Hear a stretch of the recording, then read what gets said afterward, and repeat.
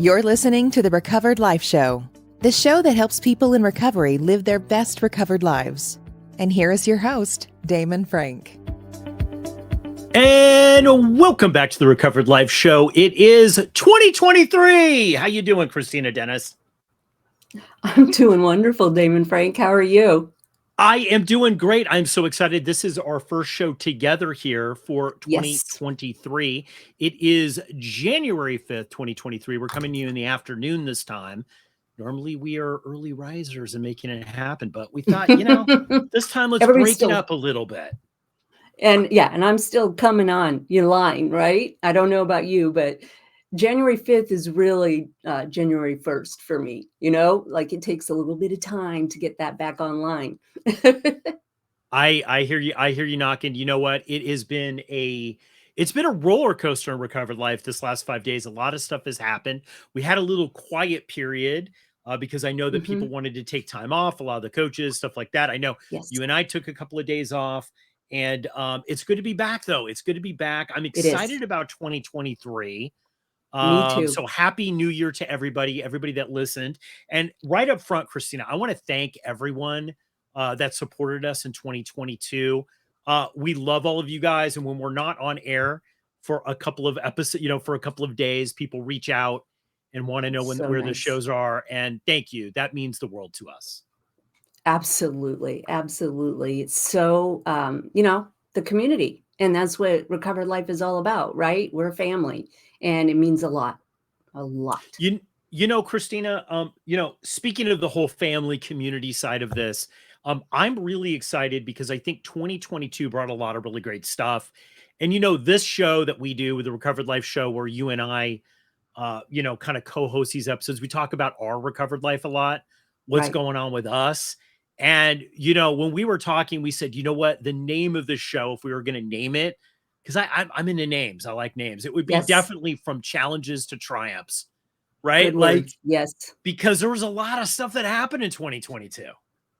Yes, not only Recover Life, but in our own personal lives. And I think that the one thing that you and I always talk about is how important it is to share from your personal perspective, so people can see that no matter how much, quote, time you have in sobriety, there are still challenges and things that we have to do. And I love being able to share. I get that feedback from people. Thank you so much for telling me about the conversation you had with your husband, because that really helped me in future, conversations. And I now know that it still keeps going. There are still things to learn and improve upon. And I think it's really important. You know what it is. And I think that, I think a lot of the times when we're talking, whether we're on Clubhouse or YouTube or wherever you see this, a lot of times what people will say is that they forget that we're also in recovery. We also have all the stuff that we're talking about. A large amount of the stuff that we talk about is ripped from the headlines, as they say. Exactly. It's our own life, and I think 2022, if I was going to rank it, was it my best year in recovery? Was it my worst year in recovery? I don't think it was the best or worst, but it was definitely interesting. It was definitely interesting. I don't know about you, Kristina, but. Oh, yes, you do. Because I've been telling you. Yes, it was. And it's natural to take that, timing of every year that we close down and do our holiday thing and spend time with family to do the review. And I think it's really, really important, because as I was thinking about the things that happened in 2022, I realized, wow, I really overcame quite a bit. And it was important to think about it and recognize it, just kind of give myself a little hug, a little soul hug about, wow, I was busy. I was really busy. It was a busy year. I would say it was a busy year. I would also say it was a transition year for me. And what I mean by that is there's some years in recovery that are building years, right? There's some that are transition years where you're leaving one modality and moving into another. I always say recovery is a lot like an onion. you're just keep peeling back the layers and you can never really get to the core, right? It's a Right. gobstopper. It's a Yes. giant gobstocker. You just got to keep licking until you get to another layer. And bad analogy, I know, but it, that is what this year was for me. I felt it was a transition year. I was moving from one way of life into another way of life. Oh, totally, totally. I mean, midlife, that's what it's all about. And, knowing that there's never really an end takes all the perfectionist game out for me. It's never Yeah. really done. So it doesn't matter. There is not an ability to 100% pass the test because the test is not real. And maybe that sounds a little like woo woo, but it really helps.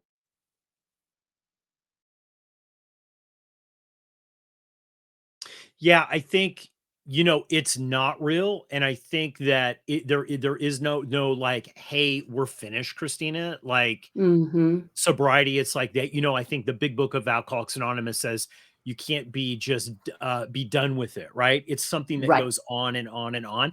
And it's true. And I think one of the things like And the it's new year good. is it is good that It's it's like good. that. Yeah. But one of the things with the new year, we deal with a lot of people who are new to sobriety because it's the New Mhm. Year's resolution. Like maybe you're Right. a problem drinker, maybe you're right. So with coaching, there's a lot going on in the new year with that. But I There always is. tell people that are just starting the journey that you don't really want the journey to have an ending. You just want it to No. keep unfolding and unfolding. It's not a place that you start and finish in. It's a place that you unfold and unfold and unfold. And I felt this year, I learned a lot of stuff about myself. I learned a lot of Mhm. stuff about my recovery, dealing, with recovered life. I Right. know you did too. So in this episode, Hu we wanted to share a couple of stuff, our Right. challenges and triumphs that we had this year. I know you had a big one with family, right? Like Yes, it was a yes, the big first family year for you. it was, and I loved being able to talk about it with people, in our rooms, but my mother passed, and my mother was estranged, per her choice. I don't know if addiction was part of her story or not, because she was a very, very private person, but I had not physically seen her since I was 17 years old, and, that's longer than I'd like to share. I don't wanna do the math, I'm not good at math, but, what it told me was there was this feeling of, well, now we'll never be able to have that closure. And there was a lot of sadness around that. Wow, I'm not going to ever be able to repair this relationship. That thought is done. But then I got, read a couple of books. I'm a lifelong learner. And I started realizing I can really repair the relationship after she has passed. I can still speak to her. It's done. Whatever the inner turmoil was for her, I was her only child, or I am her only child, the vernacular. But I really was able to have the grief, let go of the dream that we would have this huge reconciliation, and it was kind of closing a chapter and entering into a new chapter, even in my relationship with her, if that makes sense. And so Mhm. now, as I've talked to people, I've grieved, I've done the work, I've been able to truly believe in my heart that I hope that she is at peace, and I hope that she knows that I'm okay too. And that's kind of amazing place. When I first got sober, I don't think I ever thought that that was something that I could do. Yeah, you know what it is? You know, when we were going over the episode and you were talking about like some of the things that had happened to you this year, in Hmm. retrospect, what were the challenges and the triumphs? I really related to, we did that episode. I think we did an episode the day that your mother passed away, or Yes. that you found out that your mother passed away. And, and I remember getting off that episode and saying, like, hey, wow, she handled that really well. Like, I don't know if I would have been able to Oh. handle that well. But you have really good perspective about where you fit Hmm. in, Hmm. good boundaries. Thank you. Obviously, you're the boundaries Hmm. person, right? Like, and I was thinking, Exactly. you know, I had a similar situation. It wasn't a death necessarily, but there were a lot of people that were in my life where I thought I was in acceptance that, hey, this is just the way that it is, right? And Oh, I yes. realized through it, like, okay, I wasn't totally in acceptance. I was in acceptance with this hope that, well, something's going to happen and it's going to shift.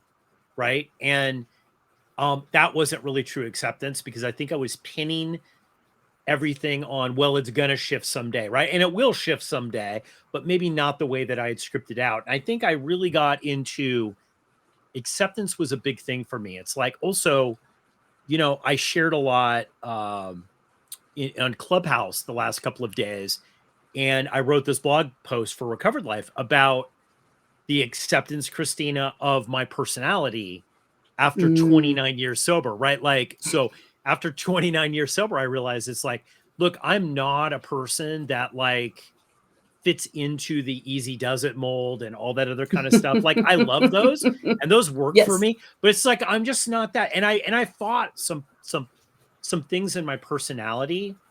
And I never truly accepted it, but I fought some things in my personality because I was told, I think through, honestly, I'm just going to be honest, 12 steps, that no, it had to be Mhm. like this. I perceived it like that. I don't know if Right. I don't believe that was the 12 steps, but I perceived it with this group that I was Yes. in. And it was the wrong perception. It was like, um, I'm just not that person. Like, I'm just not Right. that person. And I just accepted it. And there's been a lot more peace because I don't have that inner turmoil I anymore, love Christina. that. I love that. You not like that acceptance piece.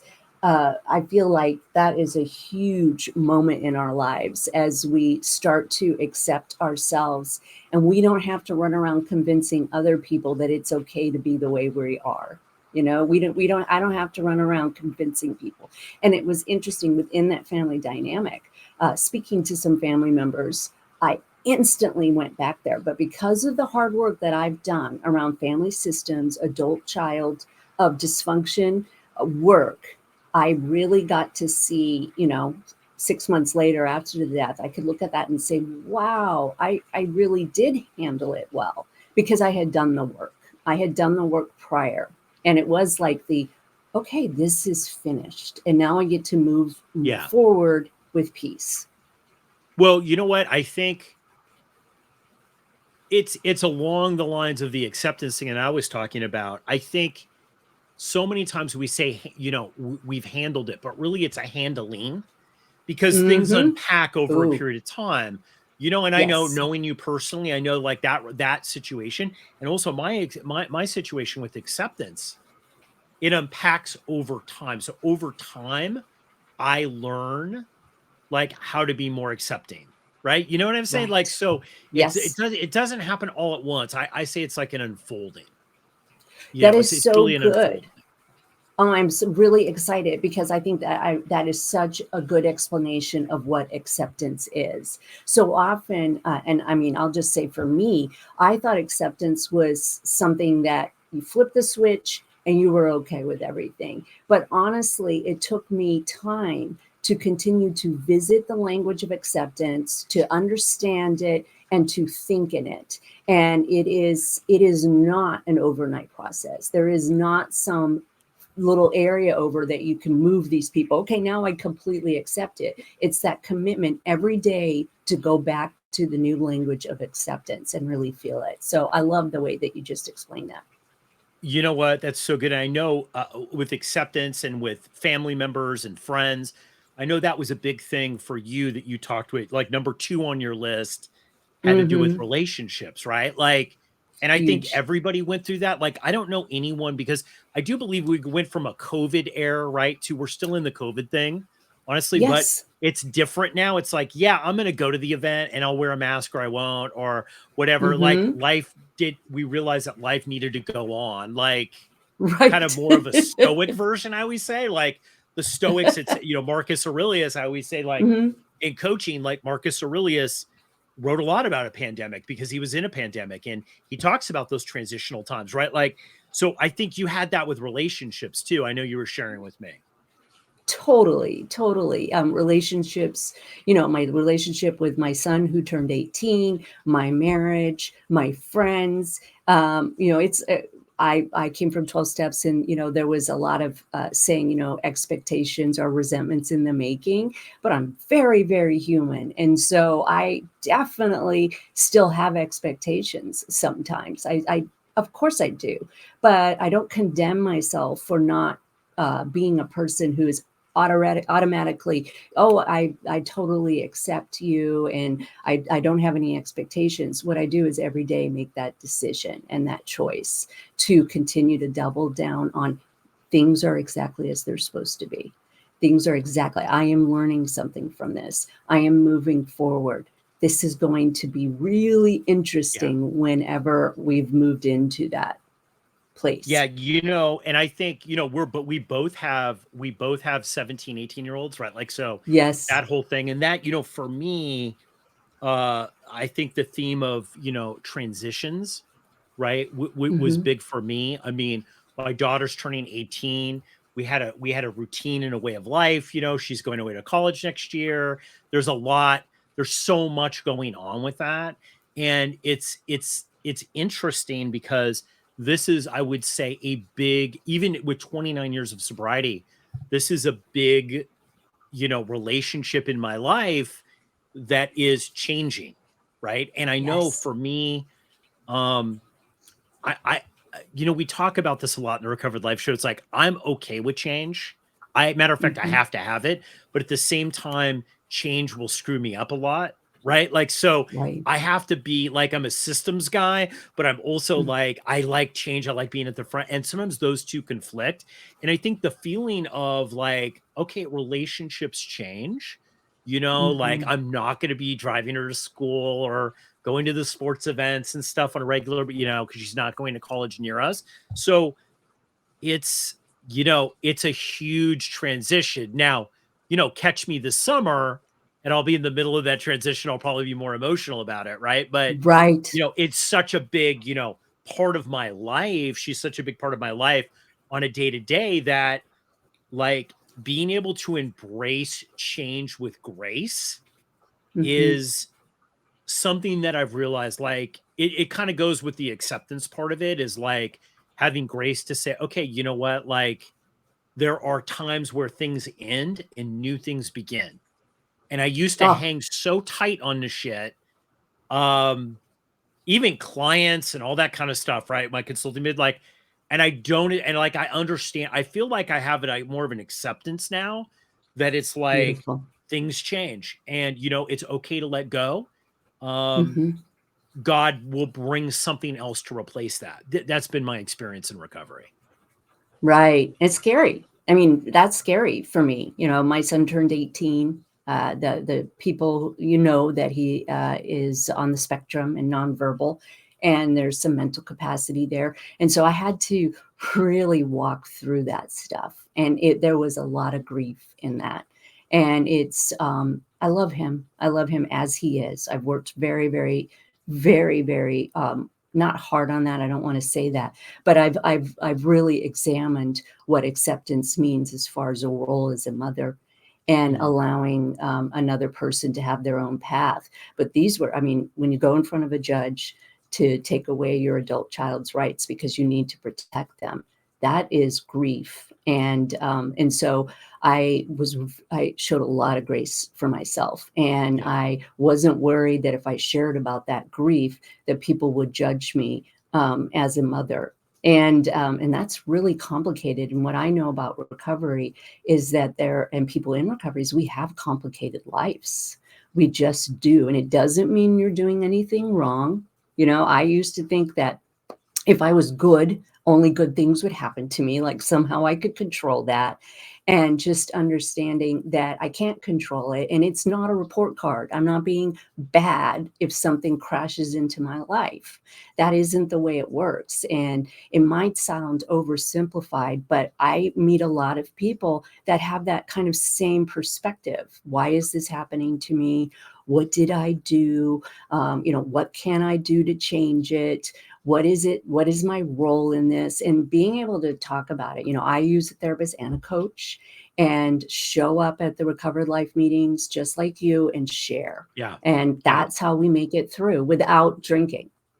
That is, you know what? And I think that this idea of being honest with ourselves and being able to do, and a lot of people have these challenges. It's not just us. Like one of the great things you Mhm. learn in recovery is that other people are going through things as well. So more to come on Huge. this. We're going to take a quick little break here, and we're going to be back.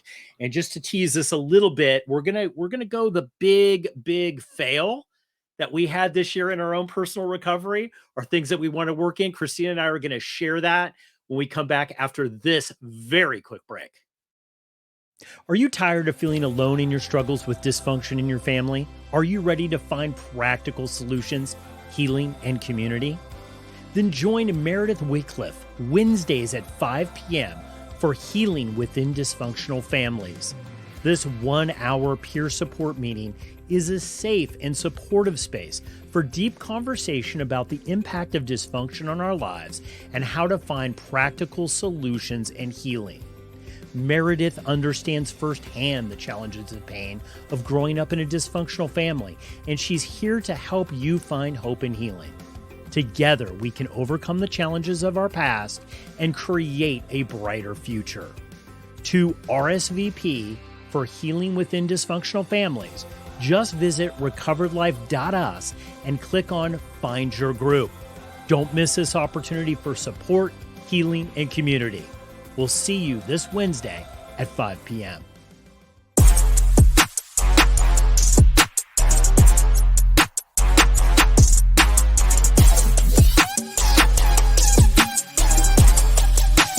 You're listening to the Recovered Life Show. And So we're good. back from the break. So good. I can't, guys, just FYI, Meredith, which we mentioned there, definitely check that room out. It's going to be great. So we're back. We're talking from challenges to triumphs 2022, recovered life journey in review. Christina and I are talking about ourselves, what happened in our own recovery this year. And so much stuff happened. We shared some wins. We shared some breakthroughs. But now, guys, we're going to share where we kind of fell short. Because I think a lot of times people look at us like we have it all going on all the time. And I'll tell you, Right. that's definitely not the case for me. What's your big, what was the big, what was the thing you didn't really hit the mark on this year, Christina? Oh, well, I got close, so that's great. I think that I am still working on the fear of success. Foreboding joy is a big one, and I think you and I have that in common. Seeking joy is something that I haven't. It isn't a knee-jerk reaction for me. Bracing for impact tends to be my initial. And so I spent a lot of time working on my nervous system. And maybe I'll feel a little better about the results in a month, because sometimes it takes me that long to catch up. But I definitely, in the month of December, realized that I wasn't taking care of myself as well as I should have, or as well as I could have, is a better way to say it. I was, I pushed a little too long. I still wanted to meet other people's expectations. I still wanted to have and produce, like in my own life, this little holiday family and serve it up to people. And so I kind of made some major decisions from just my time in December about what I'm going to do next year to, be who I want to be. And so absolutely for me, it's about doubling down on, I don't want to say self-care because that's so easy for people to kind of slough off or think it's bullshit. But parenting myself, taking care of myself, speaking up, saying I'm at my limit. And I am the boundaries person, but there is always room to improve relationships. And speaking up and saying, this is what I need is something that I want to continue to improve upon. Yeah, you know what? I think that is so good. The whole thing of fear of success, I think that happens a lot in recovery because I think, typically the background of somebody who gets sober, there's been some sort of wreckage there, even if it was Yes. internal, even if it's Hmm. the perception, even if nothing happened, there was no DUI, car crash, broken family, whatever, broken friendships, Right. even if all that is intact, sometimes there's this feeling of like, ooh, that was scary Hmm. how close I got. to Oh, really yes. killing myself, right? Like I look back on it now, having a teenager looking at myself in the teens going, oh geez, like that was totally out of control. Like, so I think there's this gut reaction to say like, you know what, if I don't go, if I make sure that everything is safe around me, then Mhm. everything is going to be okay. But the Right. reality is that doesn't work either, because then you just resent yourself because you could do more, Yes, because yes. you could do more. One of the hardest questions, and I like that life lesson I learned about success. I learned that that was something that happened several years ago with me, is that I had to kind of be honest with myself, said, well, you know what? Like if I'm not getting what I want, it's because I'm not participating in that enough Right. in order to make that happen. And it was choices. Like, and I think it's real brave for you to look at that, because you have to really be honest with yourself, say, okay, well, what do I really want at the end of the day? Right. Like, because if you don't know what you want, what ends up happening is you're just really upset at yourself that you're not getting something that you don't know you want. And that's insanity, is not Yes, achieving something you didn't know you really want. Like, that's insanity. And it's just confusion, what I find. And confusion in recovery sucks because it it's does. dangerous for us. And it puts us on guard. Exactly, and gets us that much closer to a relapse. And, you know, I have a more of a harm reduction kind of viewpoint as I continue to have more sobriety and work with people. But the reality is a slip can kill us. And so we got to take it seriously, right? We have to be careful and make sure that we are safeguarding our heart and our soul and our energy. And, not knowing what you want is a hallmark of a recovering codependent. It Yeah. totally is. Well, you know what I found is not knowing what I want brings me frustration, and it creates an inner Mhm. dialogue for me that says it makes me ask questions. And we know, if any of you have been to any of the events that we do or rooms that we've got on Recovered Life, Christina and I both talk about the quality of the question you ask yourself is the quality of your Right. life that you're going to have in that question, right? So if the question keeps coming back, what's wrong with me? Why can't I do this? I've tried really hard this year and I fail a lot. I mean, I do, but I was more successful this year in asking different questions. Like, I think in the past, the whole thing was success and achieving things. I Mhm. would achieve a lot, but I would not give myself the self-care credit to be able to sit down and say, wow, look at all the things that I did. I'd only focus on what was wrong, what I didn't achieve. And this leads me into my big one. If you want to hear the big Yes, fail that I I do. had this year, because it wasn't really the success in achieving. I felt like I achieved a lot this year. It was a transition year. So I didn't hit certain benchmarks that I had perceived that I would, but I was okay Yes. because I saw that the work I was doing was going to lead to that success in a bigger way later, right? So I was fine investing in that. But the thing is, the big thing that I felt that I failed in is that I wanted to have more fun. My whole thing was fun, and I picked fun. Now get this crap. Okay. You This just did, tells you you my did. timing. I picked fun 2 years in a row during a pandemic. Like, come on, you can't travel. You can't you can't go see people or interact with them, right? Which was a big thing that I used to do. Um, Mhm. you're wearing a mask, you can't do, like it just sucks. And I was like, why did I pick this? Like, do I have like some sort of self-hatred? Like, why would I Right. pick, fun? But it was interesting. I do feel like I fell short. I felt like now in my life, Christina, I feel that experiences Mhm. are really where it's at for me. And there were a couple big experiences that I wanted to do. And I had some really cool ones. But there were some big experiences that I wanted to do that I just honestly, I wanted it, but I didn't, I guess, not wanted enough to integrate it into my life. And 'Kay. integrating fun into my life for me it's work, because Mhm. like I enjoy what I do and it's fun. Like I like doing the Recovered Life show. I Mhm. like being an entrepreneur. I like, doing the businesses that I have. So I get rewarded out, but there's other things outside of that. And I felt like this year I just didn't hit it in the area of fun that I really wanted to, if that makes sense. You're talking to the queen right now. The difference between you and I is I enjoyed the pandemic because it kept, like I got real comfortable in sitting at home. And one of my anxieties is social anxiety and getting out there and doing things. And so I'm glad that you said, that you struggled with that. I think it's funny, the contrast of picking it in a year that you can't go out and do things. But it is true. I think people think that people with substance abuse disorder or alcoholics, however you identify, are all about the fun. And they don't understand that actually that's really, really scary. That's why I lubricated with alcohol, because I didn't know how to do it. And, I think so often we pick a contrast of where we want to go that is such a big chasm.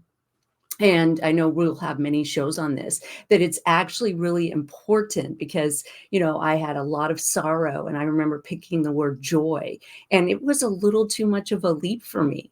And I'm really being serious here. It was too much pressure. And now I look at, okay, I had a lot of sorrow. I want to move toward kind of acceptance and grace. And then, maybe even anger about some of the things. And then maybe I can get to joy.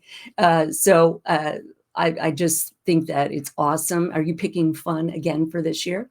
I am. Now, in all fairness, I picked fun Hmm. before the pandemic happened, and I was into it. I was actually practicing, and then the pandemic happened, and I put a pause on that for a year and then picked it Okay. up again, right? Like, so I thought, well, okay, I'm just going to put this in. It was kind of fun and joy. But I have to tell you Hmm. something. And if anybody's listening to this podcast that's got over, let's just say 5-10 years of recovery, um, Hmm.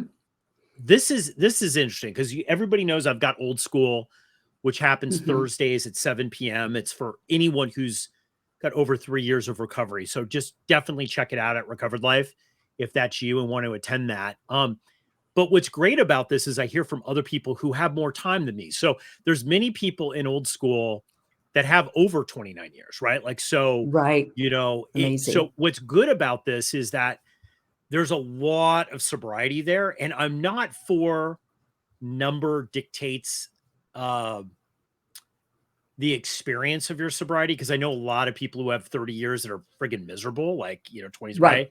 But what it does do with this particular thing with Old School, these are all high achieving people. These are all people who Right. are out doing it, making it happen. They're very into it, right? And you know what's funny, Christina? We had a whole topic about fun and joy, and I would Right. say 85%, 90% of the people that were in there all expressed the same problem, that Oh, I believe it. they all expressed the same problem about how they felt sometimes disconnected in their recovery from joy, that it had become very rote and you got to stay sober. Then Hmm. you get past that.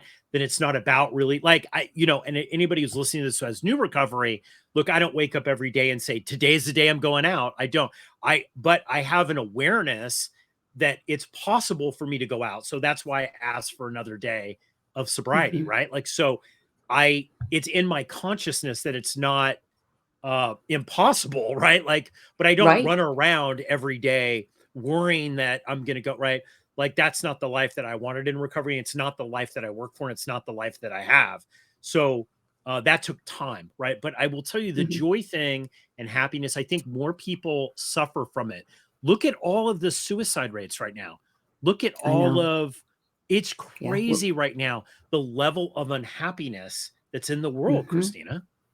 It really, really is. And, as you're saying that, I have to be honest.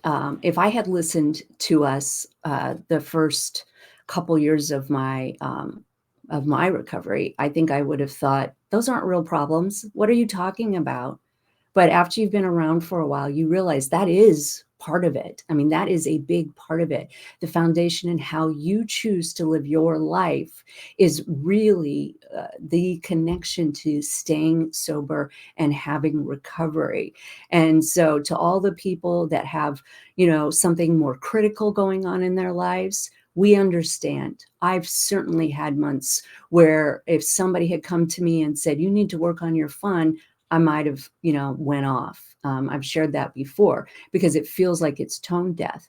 But after a while, I now know it is as essential for me to find fun and joy in my life and pleasure as it is for me to go out and be of service and do other things. Because we don't want people to come into recovery and see miserable people or people that are just so driven that they have zero balance in their life. And so it is important to talk about this.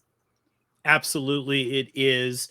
And you know what? Look, this has been a great episode, Kristina. I love doing these because we talk about what's going on with us. And I think that that's Right. how people relate, right? Is like you have to be honest about what's going on. And I thought, in a recap, and I'd love to hear your recap too. I thought 2022, one of the best things that happened to me in 2022 was Recovered Life, being able to do the Hmm. show with you, being able to be involved in the Recovered Life community. It's so exciting. It gave a whole different perspective to my recovery and service and being involved with people that were in recovery.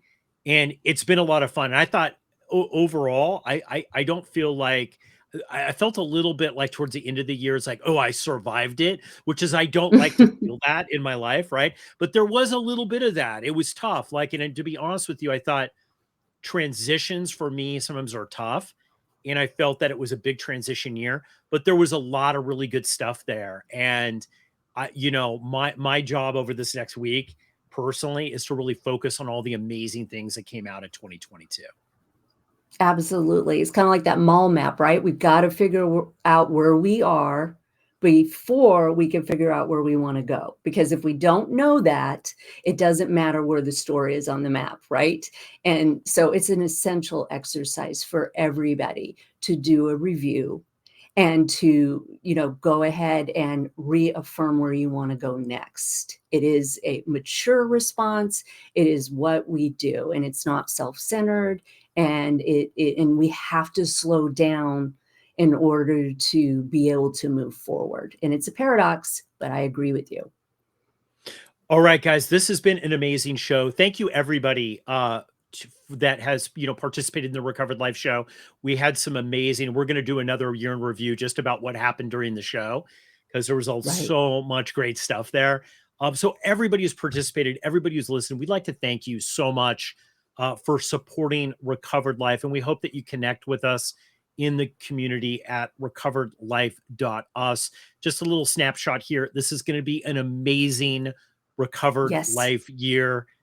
Kristina, you and I have got so much great stuff coming up, so much great content.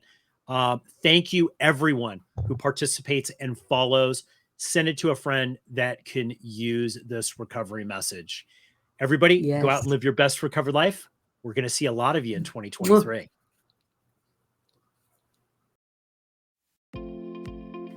Keep the conversation going. Join Recovered Life. Recovered Life is a peer support network with direct access to top recovery coaches, content, community, and quality peer support meetings that can be accessed virtually. Whether you're pursuing a 12-step program, not involved in 12 steps, spiritual, agnostic, atheist, or just trying to figure it out, you're welcome here. Sign up today and access unlimited group meetings for only $19.99 a month. And because we know you'll love it, we're offering you your first 30 days for free. Don't wait. Visit recoveredlife.us and become a member today.